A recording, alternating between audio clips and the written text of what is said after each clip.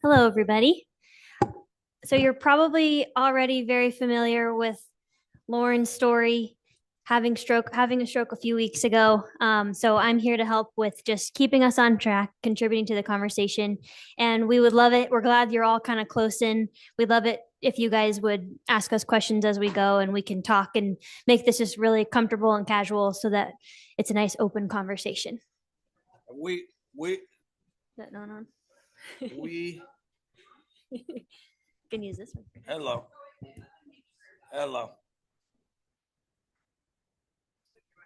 Switch them out. Ooh. Hello. All right. Yeah.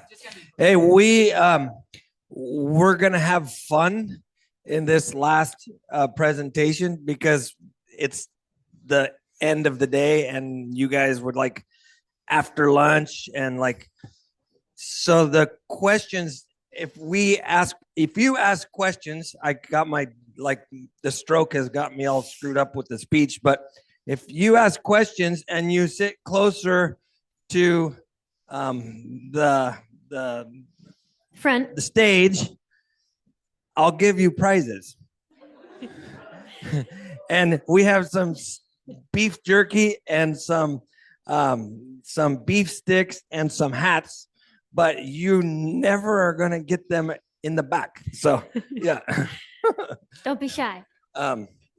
Okay, so Let me start. you wanna do it? Yeah.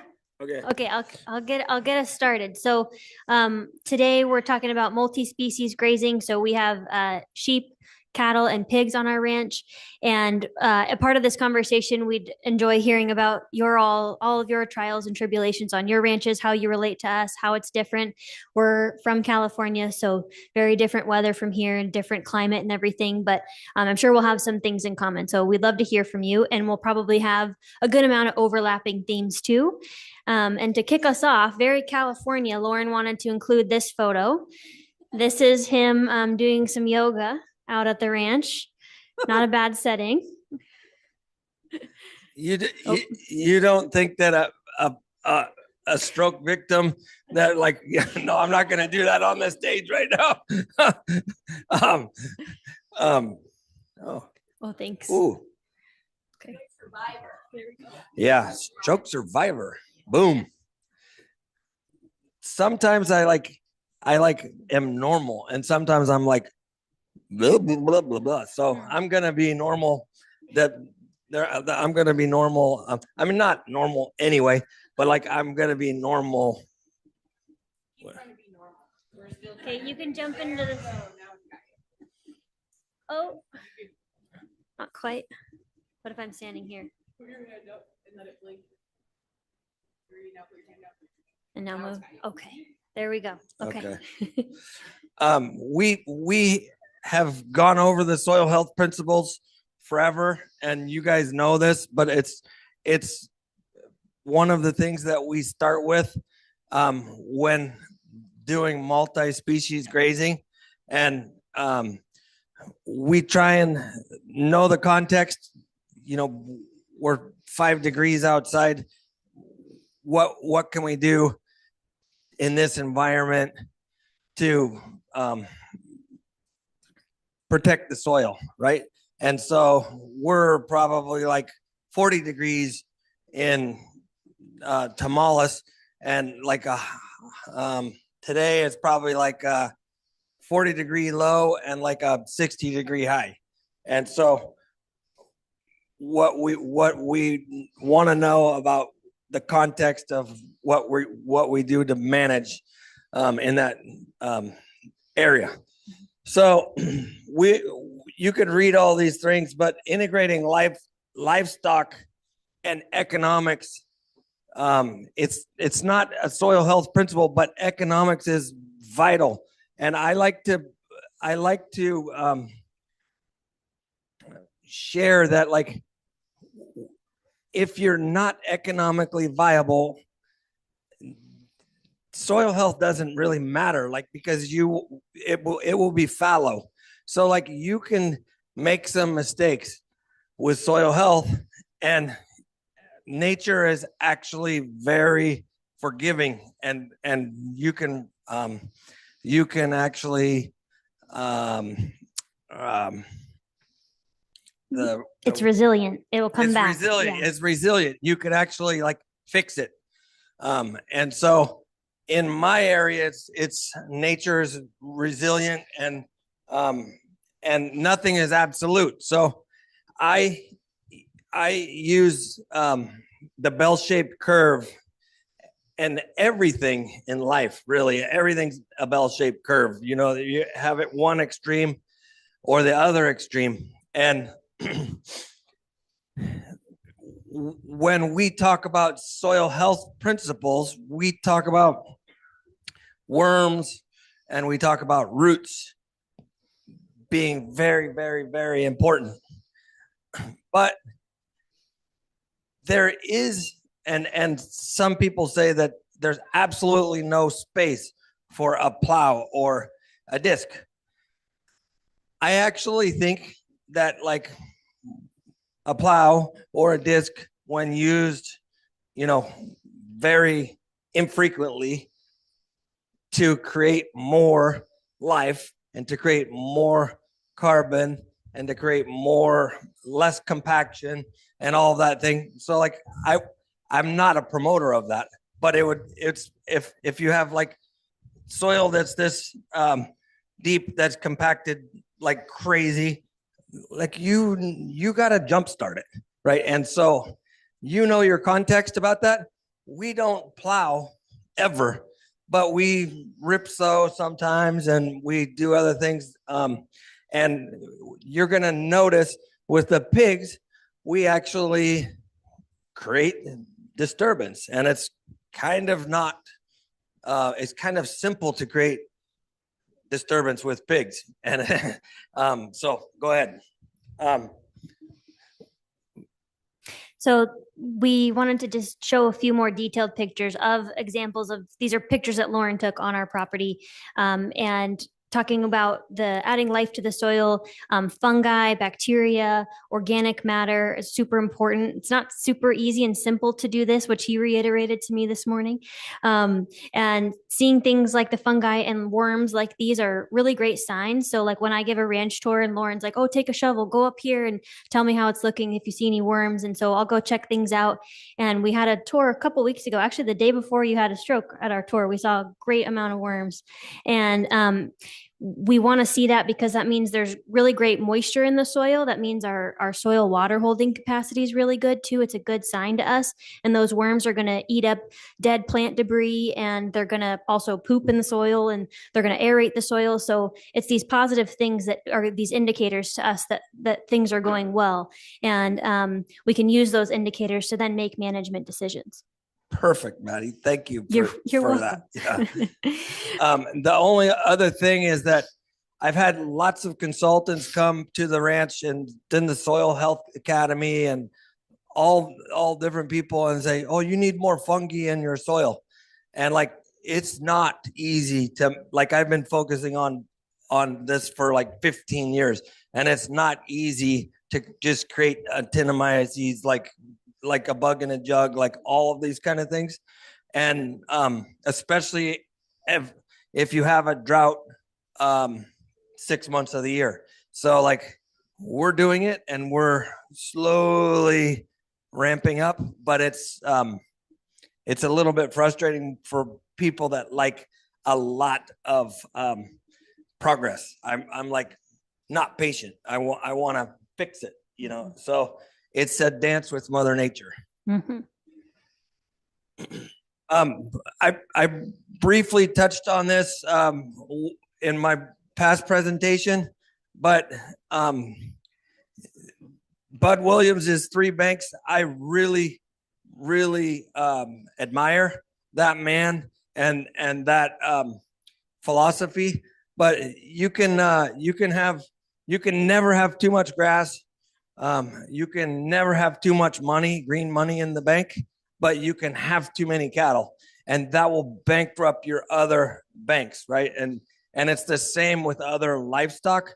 Like we need to dance with Mother Nature in order to create, you know, a lot of money and a lot of grass, and then we can have as many cattle as we want to right now. So that's good. Oh, Yep, go for it. can I just Go. So multi-species grazing is one of the fun things for me, especially with sheep and cattle, because you will produce about another 20%, give or take, of weight for that acre of land. And it's 20% of the profit, really. Like, it's a marginal gain because you can just throw the sheep out there. You guys manage sheep right now? Anybody manage sheep? Okay, give that girl a hat. Yeah. So I that one right there, Maddie. Yeah. That's amazing that you manage sheep, because I really don't like sheep. And Lisa and I talked about the beginning of Stemple Creek Ranch, and she said we had to have sheep or lamb, and she was right. There's actually one of the most profitable things enterprises on our ranch, and I need to do, as the pricing changes, I need to implement the profitability or calculate the profitability. But everything we do is profitable usually, or we don't do it. The cattle tend to go for the taller grasses, and the sheep tend to do well on the shorter grasses and forbs. Okay.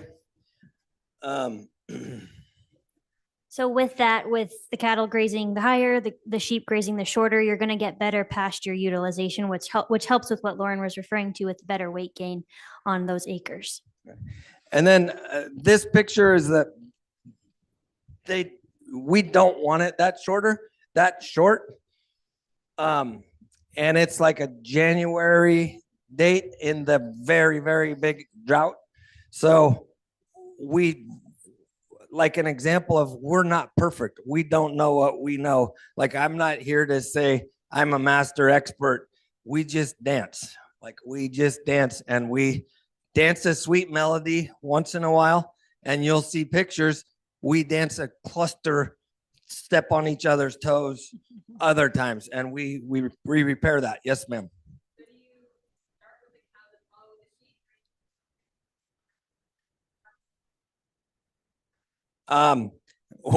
We dance, but like we don't do that all the time. We've done both, but we have guardian dogs, which we'll go see, and we have coyotes. I had some really graphic pictures of coyotes mauling sheep and stuff, but I bailed on that. Just to my attorney's advice, I bailed on that. Yeah. So I'm gonna get to that, but most of the time we don't graze the sheep and cattle together, because we have the main ranch that we have sheep on, and the main ranch we have cattle on, is mostly a finishing ranch. We moved all the mama cows off of there and to the mountains. That's less quality forage, right? So the guardian dogs chase the finishers, and the finishers are our bread and butter. So like, we push the finishers through an area, and then we push the sheep through the area. And there's only six pastures that we, I have my hand, that we raise sheep, unless we net fence because there's only 6 pastures that we have tight fence for the guardian dogs. So it's like perfect. It's not perfect, but it's good. It's good. Okay, so what did I miss, Maddie? I think you covered it for that part. We'll kind of get into more details about each of the species as we go. These are kind of our initial overview pieces. So then our last is the pigs and how we use them. Oh yeah, pigs clear brush, and I'm excited to use the pigs on some really poison oak brush, poison ivy type stuff, coyote brush, and they actually reclaim that area, and they're like blackberries, brambles, all that. They're just happier than a pig in shit when you and they just ruin everything when you combine them an area. But we try and use them as organized disturbance.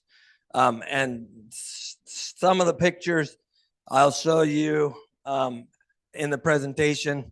We have made mistakes. Yeah, exactly. Not good. Yeah. Okay. And normally the pigs are in an enclosed big pasture that's in a eucalyptus grove. So it's kind of like a sacrifice area for them to root around in as they're on a regular basis. And then they can be moved to certain areas that Lauren wants to have them in for a short period of time. Right. Exactly. And then on the eucalyptus trees, I could care less about it. It's an introduced species, and it's just we want them to die, frankly. And we want them to die, but they're very resilient. They're not anywhere near dead, and I've had pigs there for 10 years, something like that. But we do wood chips, like heavy bedded wood chips, like this head heavy from the ground, and feed the pigs on the wood chips, like in the wintertime, to like have a sacrifice area that we can make compost out of, but actually that they could keep dry, and they could not cause erosion. And we actually do the same thing with our finishers. Like when there's a pasture, it's kind of like a sacrifice pasture, but it's up on a hill. But like we feed the finishers on that mound, so that we feed them most of their calories, like 90% of their calories, on that mound, and then they go out to the pasture. And that's full disclosure. You'll see a video of it. I think we have a picture of that or a video of that yesterday. You basically know you want to know the nutritional value of your forages, and you can do this with bricks testing, or you can do this with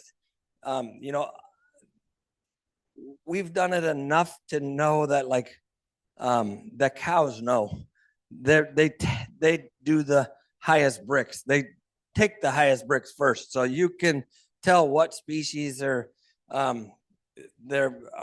really photosynthesizing, and be observant of those species and try and make more. Believe it or not, in some areas, like the cows go to poison oak first, or the cows go to coyote brush first. I don't know if you have coyote brush here, but it's just like a forb that's not really good.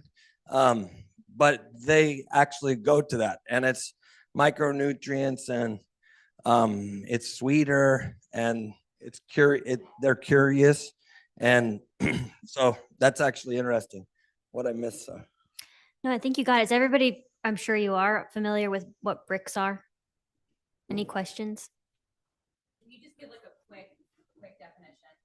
Oh, bricks are like the sugars or the nutrients in the plant. And like the analogy, if anybody drinks wine, so a wine grower uses a refractometer to test the bricks that they want to test. The sugars basically are at the highest level or the appropriate level to make wine for. But the same is with grass.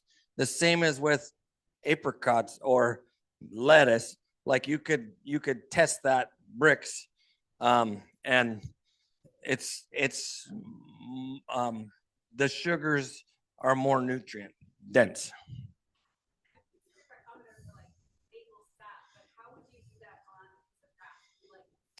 Garlic press. Yeah, garlic press with a penny, and you do that. Yeah, exactly. We should have brought a video. Yeah, we should have next time. We talk about diversity. This is a cover crop, Facilia, all like I can't see it with the glasses, but all different kinds of mustard and other deals. And we actually took the finishers through this field. Yeah, that was good.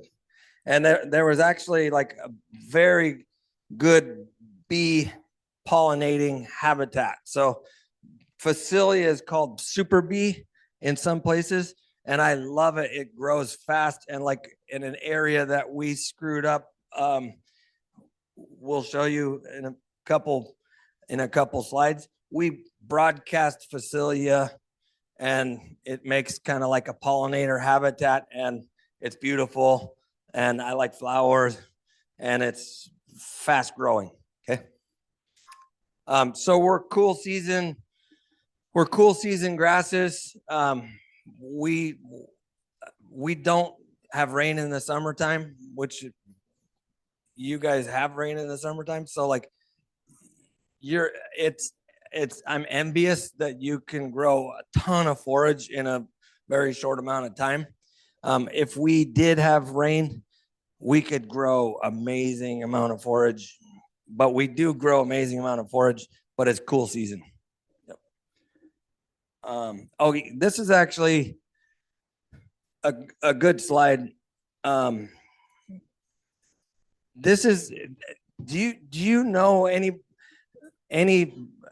grass-fed beef producers in the audience, or grass-fed lamb too? So this is good. What probably get some beef sticks or some hats or whatever, yeah, over there, because I like interaction.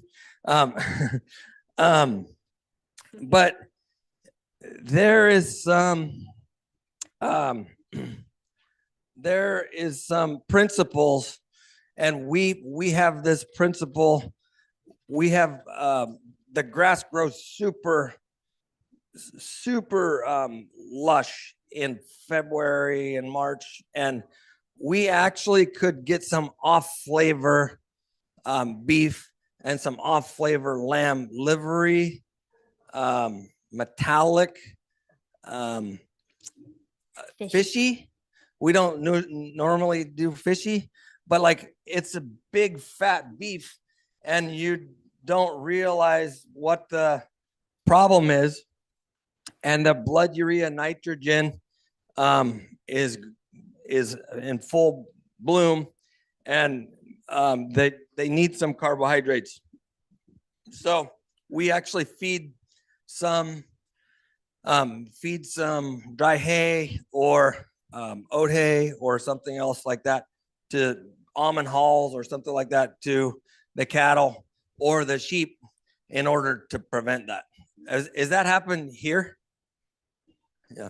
Okay, so that's a common thing, and that actually common thing in the West, and that actually is indicative of high protein and indicative of people not liking grass-fed beef. So we have to not give too much concentrates, like in terms of like not concentrates, it's carbohydrates, and just the right amount. And usually we base the decisions based on the poop.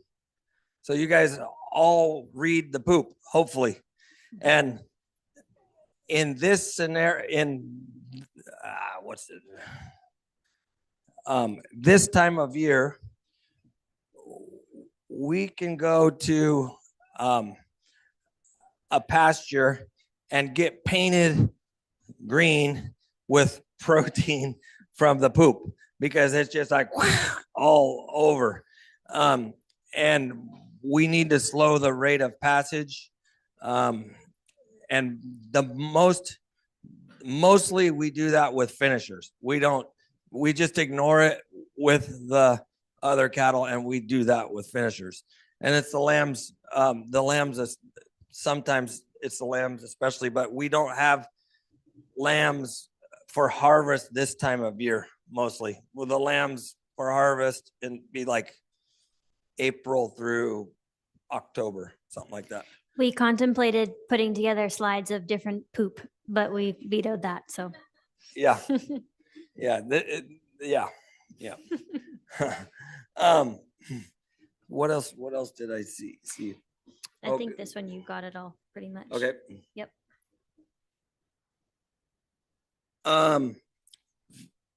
Finishing cattle get pretty much everything that they want, and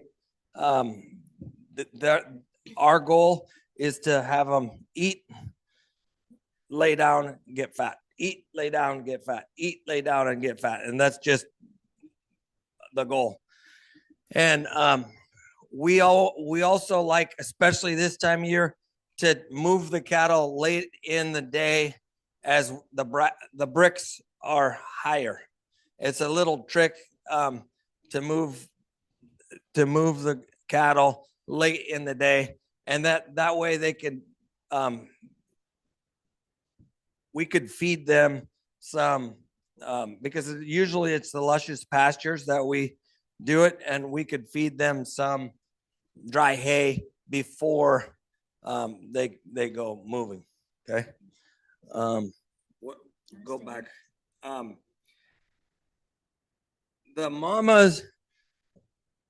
mamas are really like, we neglect the mamas. Like, they get bigger pastures, and we don't say neglect, but we ignore the mamas.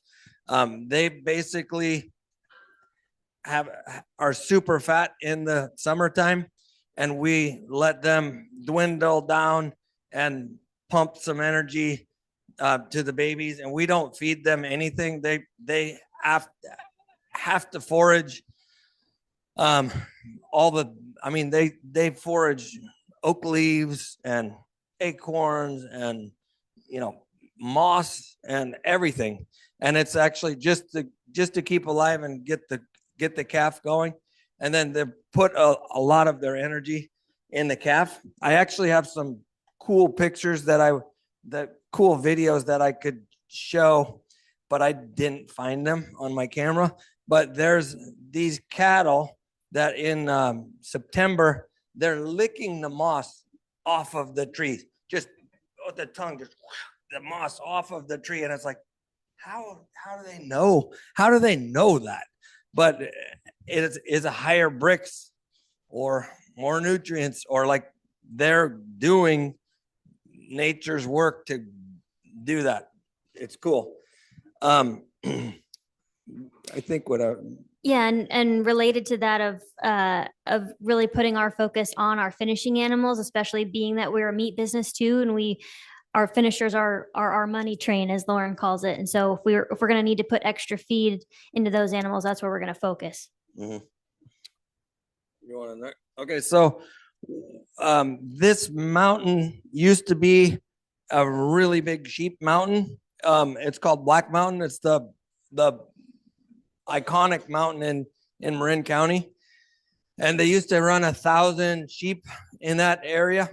But now coyotes, mountain lions, bobcats, like everything, love sheep, especially our sheep. So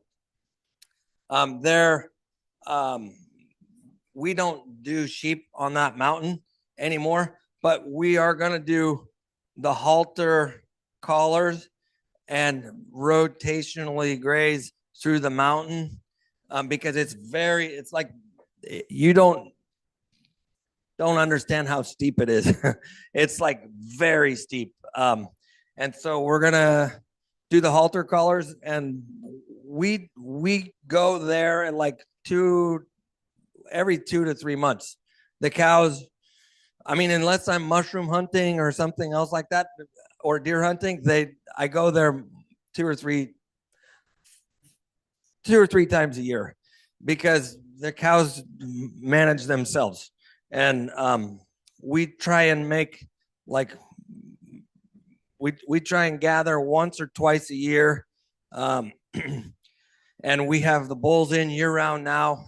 They're basically spring and fall calving herd. There's like 150 cows there, and they're just like 4 fields, and it's not the regenerative agriculture that we, like, it's not the intense regenerative agriculture, but we're not overgrazing. We leave lots of forage, and we leave lots of forbs.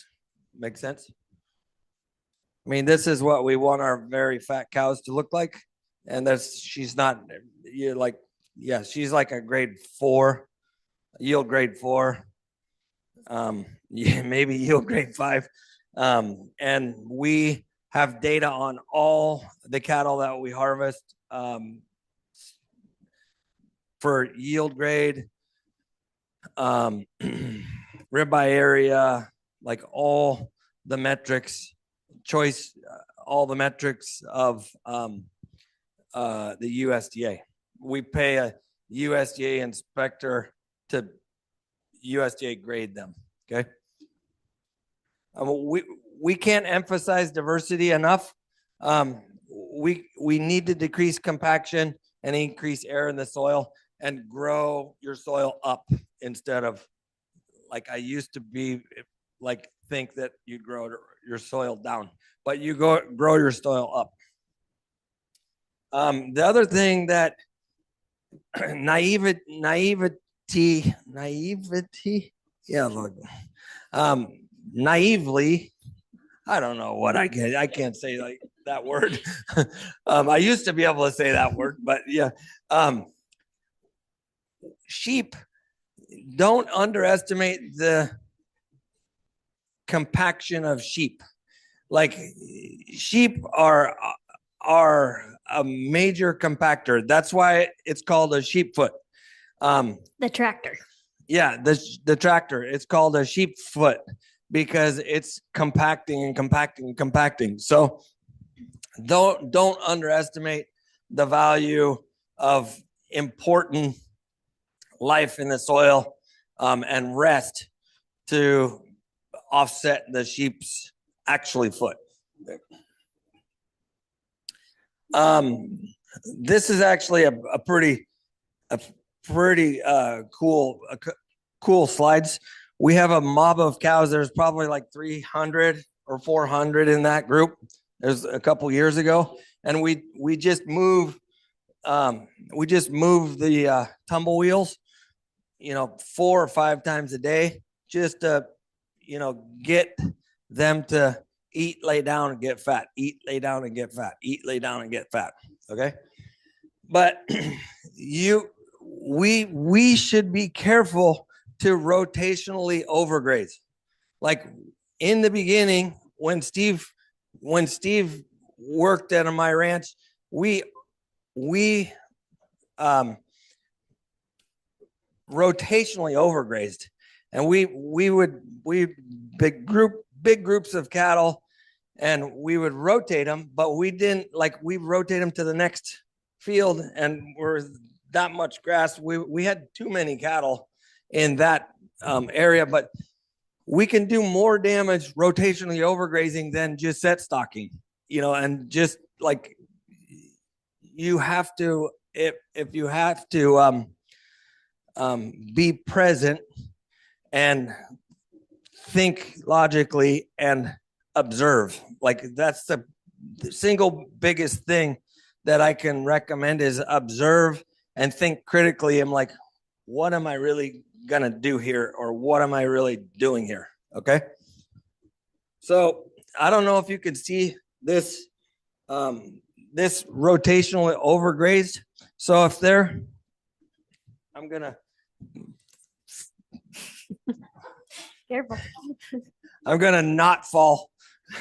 So this neighbor right here, this is Highway 1 going up and down the coast of California.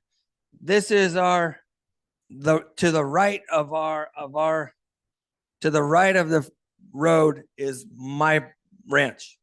To the left of the road is a dairyman that's rotationally overgrazing. You see how much, I mean, it's absurd. It should be illegal how much erosion is coming off of that hill. And it's just, it's amazing because all of his topsoil goes through a culvert and actually gets deposited on my area. I'm like, okay, but it sucks because it's like erosion. There's a lot of not clean water coming from there. So like you can rotationally overgraze. Okay, next slide. This is our next door neighbor on the other side. So can you tell what side of the fence is ours?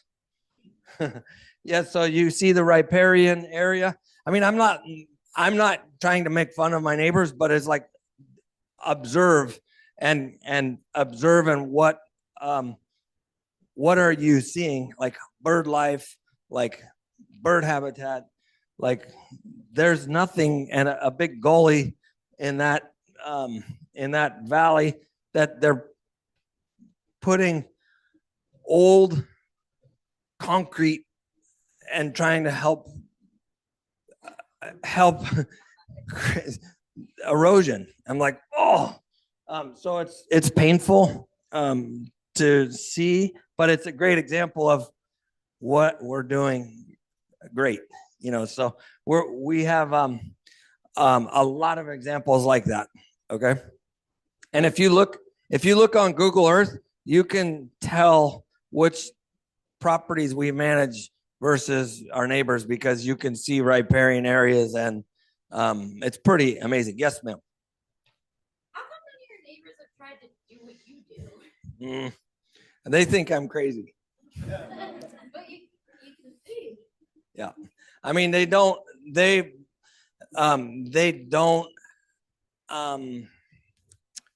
They're bleeding equity, in my opinion, and they don't have to do this for a sole income.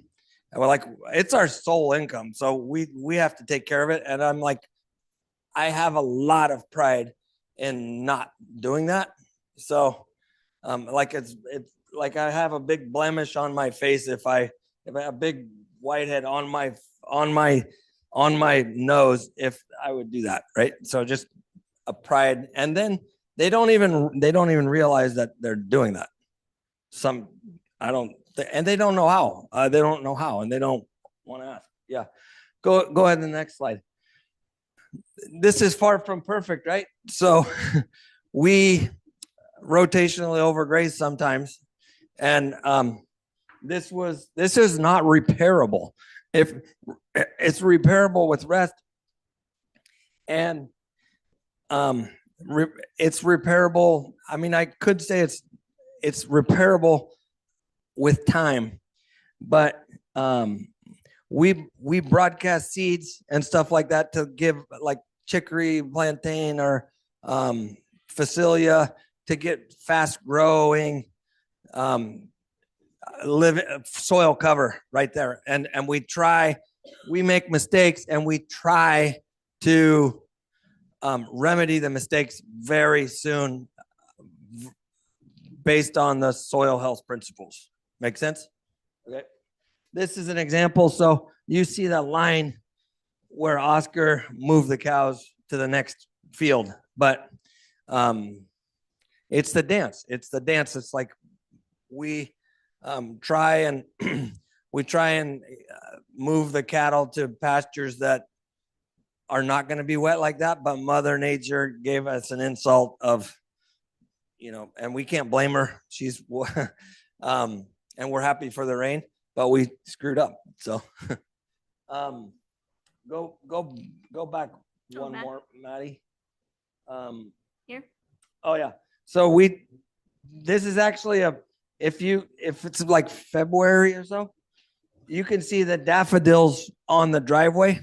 And we've planted about 40,000 daffodils in memory of my sister and um my nanny.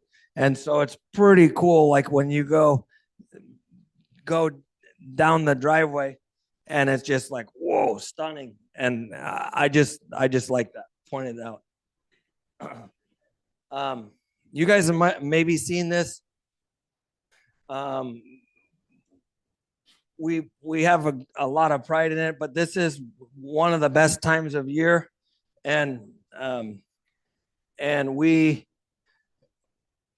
lots of clover and ryegrass and finishing cattle.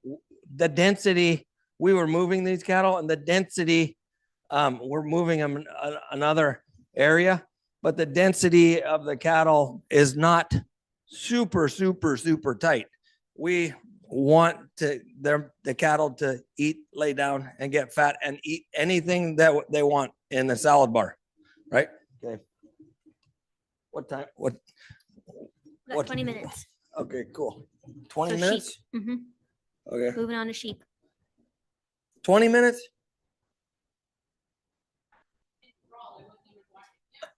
Okay. Okay, so we this is one of the pastures that we have sheep in. This is obviously lambing season, probably November.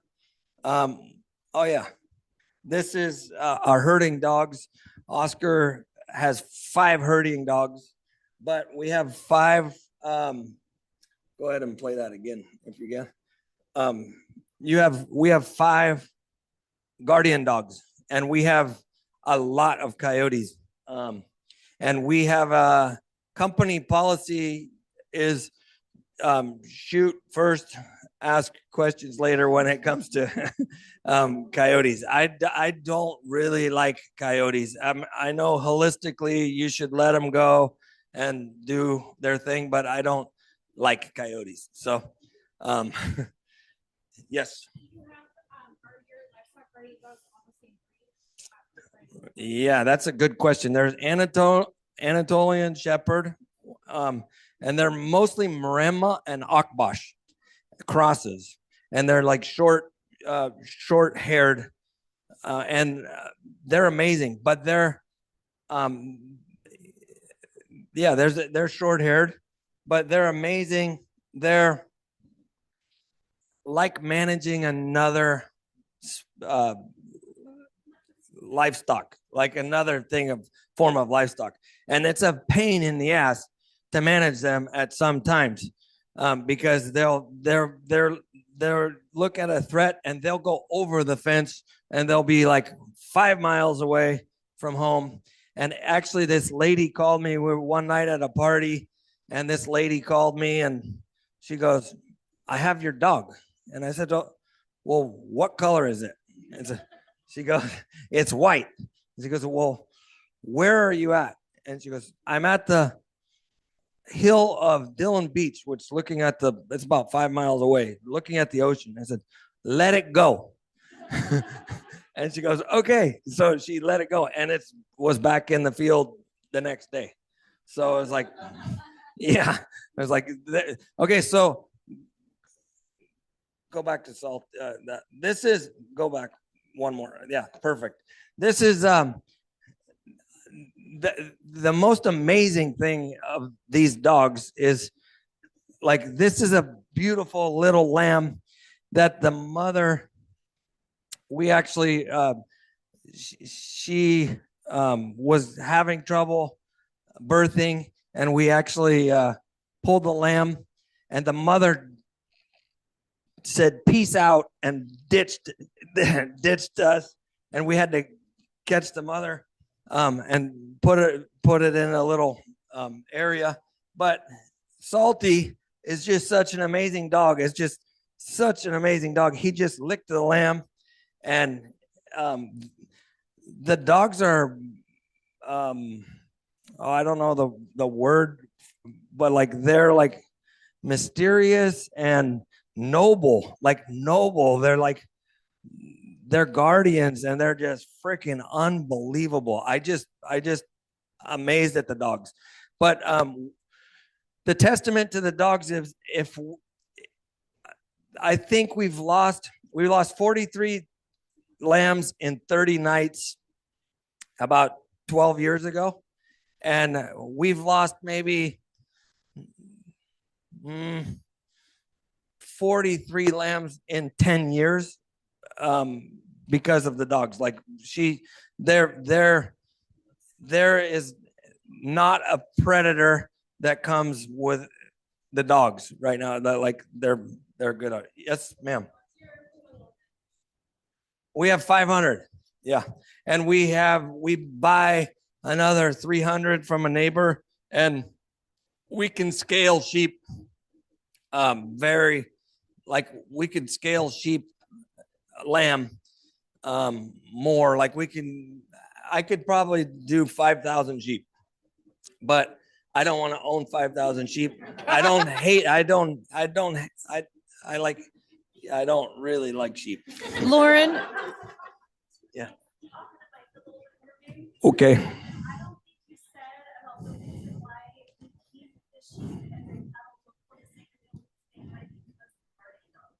I did say that. Yes. Okay. Perfect. Lauren, I have another question. I have a question with this. Are the guardian dogs kind of in conflict with your agritourism at all? Like, do you have to manage things so that they're not participating in your pasture? Luckily, they're not. They're friendly dogs, and some people say, "Oh, you never can pet them. You never like." I mean, they've never lived in the house. They've never eat treats. They never eat but like they're friendly. They don't have manners.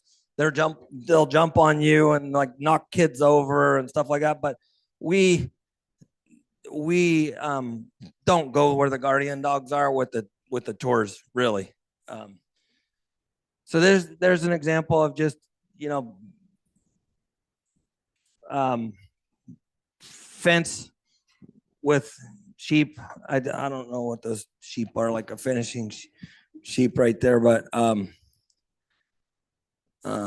yeah, go ahead.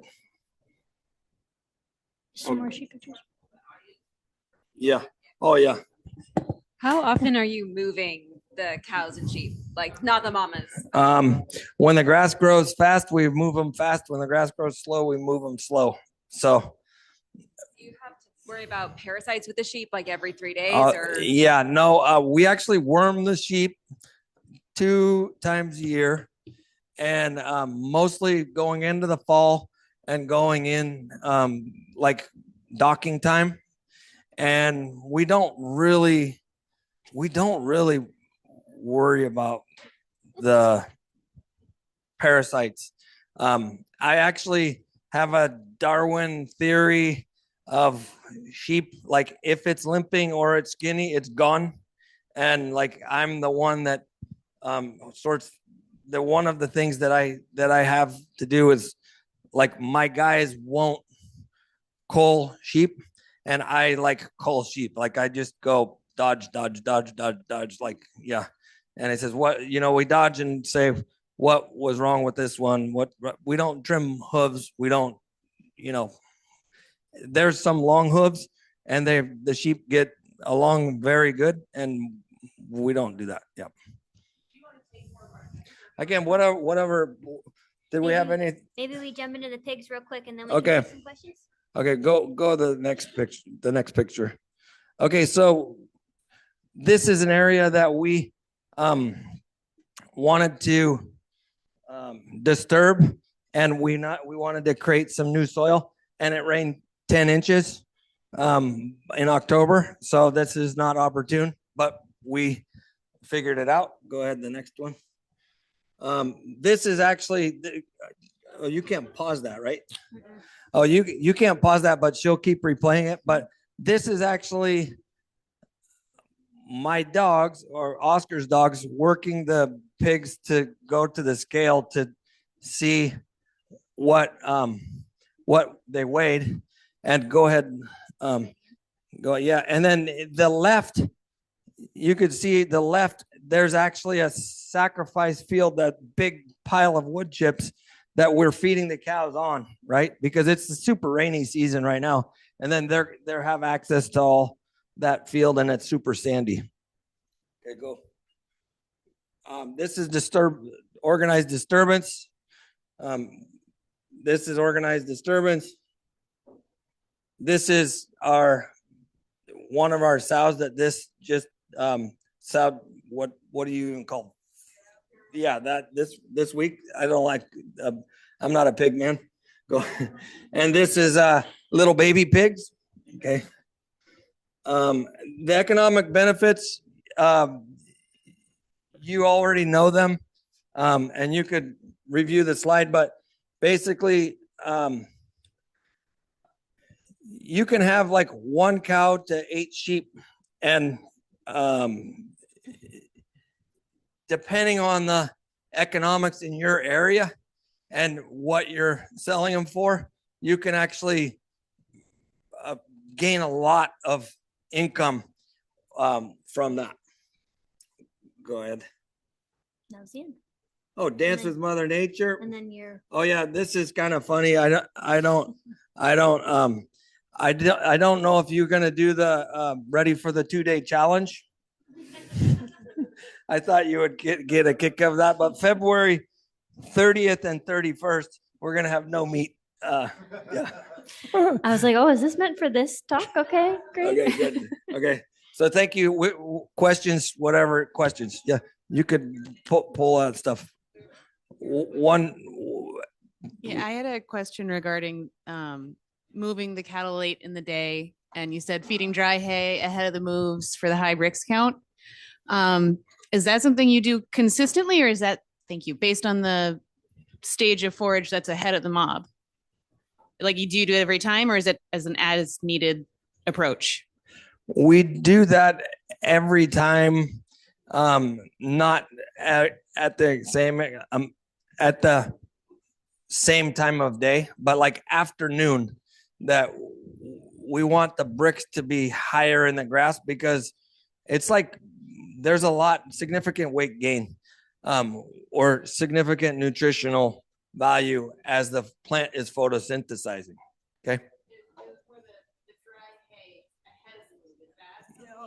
Oh yeah, we do that ahead of time, and sometimes we'll bring a bale of, like a big bale of like oat hay or something else, so that they fill their belly, and there's because there's so much protein in the grass, and that we need a rumen mat that will slow the digestion. Okay. Yep. Yes. Just finishers. We don't feed anybody else really. Yeah, the mama cows, like we don't feed them. Yes, ma'am. Was there ever a time in which you grazed cattle and sheep on the same pasture? Yes. And why did you? I know you said they're in different places, but if they were still in the same area, why or why not would you still do that? Because the dogs chase them. Yeah, and we have a habit of keeping segregated because the dogs chase them. So, like, if we didn't have coyotes, we would put them in the same pasture, right? And would that be better or just different? It's just different. Yeah, we accomplish the same results, I think. Okay. But I think it would be better, but we're doing it. It's making do with what we're doing. Yes, ma'am. Do you have any sort of outlet for wool or anything like that? Oh yeah, that actually is. You can see some of the Perrindale lambs, some black wool sheep. We have a contract with Koyuchi, and they're buy our wool. You guys know Frankenmuth? Frankenmuth is a spinning thing, up in Michigan, and we send all of our wool there. And it's an enterprise, but it's like a $4,000 a year enterprise. Yeah. And I mean, if we go, like, we would love to have spinning yarn and, all of that thing, but like, we've chosen not to do that because based on like it's not profitable right now, but maybe someday we'll do it. Yep. Yes. I've seen some videos of your spreading compost with seed. I'm just like curious to hear more about how you do that and over how much acreage and seeding rate, stuff like that. Well, we had so we have some government programs that I don't depend on them, but when they're available, I hold out the buckets and raining money that I'm gonna put some money, and especially to help soil health. So we broadcasted we broadcast compost, and we put seed in it because why not? And we're driving over the tractor, the area already, and it's not some results are amazing and some results are mixed depending on the fertility and the species in the area, right? So we almost do chicory, brassica, plantain, and some orchard grass and some annual ryegrass. Annual ryegrass is prolific in our area and that establishes well. But then I want all the other things.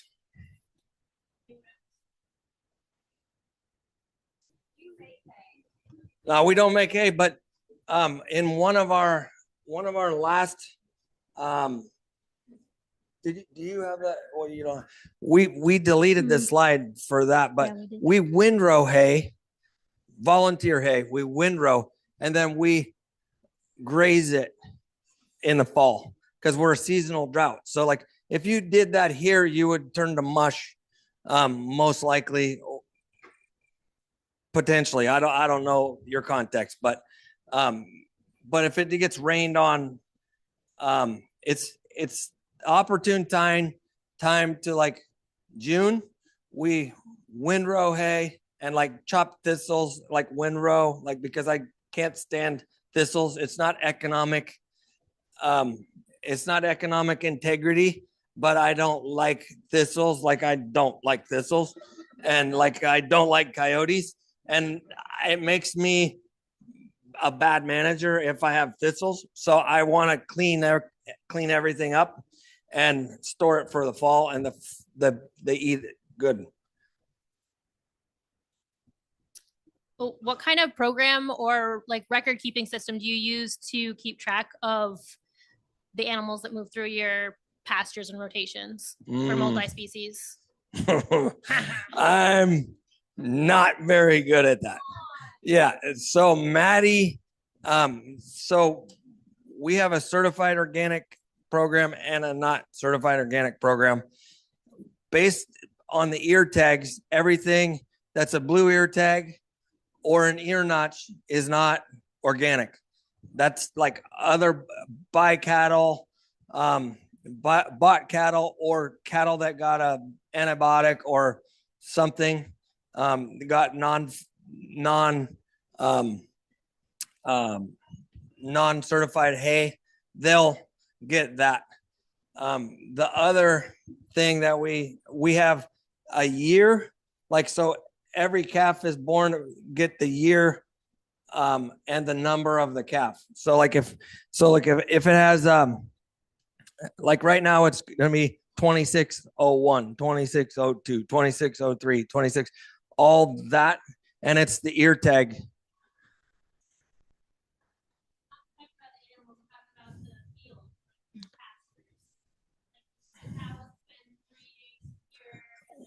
We have a big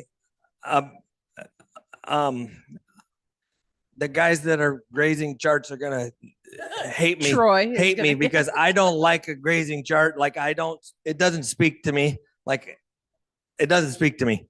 Like it doesn't speak to me. It's okay. So, he's not here. So what I do, Oscar takes a picture of the grass, and he there's a big map, and he says 484 Gordos in this field for 12 hours.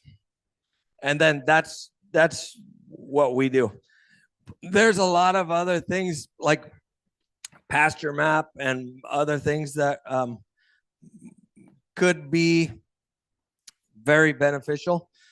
And probably that's the next stage of our operation, but like we kind of wing it, and like we don't have to foreshadow an event, a rain event coming. Like we have a critical rain date. If it's not rained by this amount time, like we're decreasing cattle. We understock so that we don't replicate 2014, which we were the Bud Williams bank account. We were out of money and out of forage and only had our cattle, and we were going to be selling cattle. So like we base that on everything. Make sense?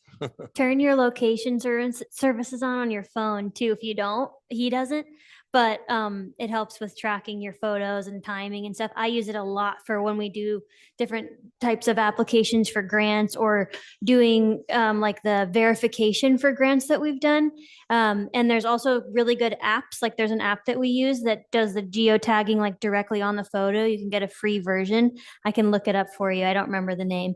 But those are really helpful, especially if you do grant applications, because they need that type of information. Otherwise, they are like, we don't know where this was and when it was taken.